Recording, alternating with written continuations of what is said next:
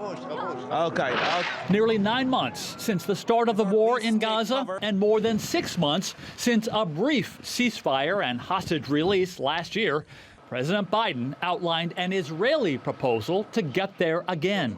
This is truly a decisive moment. Israel has made their proposal. Hamas says it wants a ceasefire. This deal is an opportunity to prove whether they really mean it. The plan has 3 phases. First, the limited release of Israeli hostages for the release of hundreds of Palestinian prisoners, allowing for 6 weeks of negotiations, a complete ceasefire, and withdrawal of Israeli forces from all populated areas of Gaza.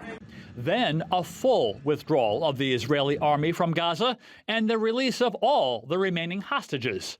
And then the complete reconstruction of Gaza, a process that could take 3 to 5 years, and the return of any final remains of hostages who've been killed.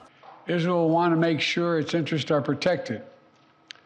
But the proposal says if the negotiations take longer than 6 weeks, for phase 1, the ceasefire will still continue as long as negotiations continue. The plan appears to be almost identical to a ceasefire proposal by Egypt and Qatar from early May.